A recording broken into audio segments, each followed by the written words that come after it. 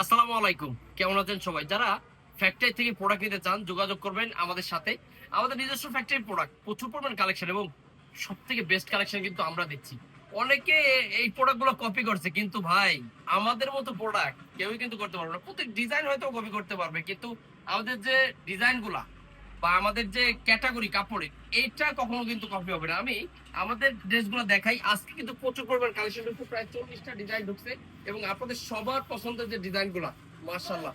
আমরা আপনাদের কথা অনুযায়ী কিন্তু প্রোডাক্টগুলো করার চেষ্টা করি।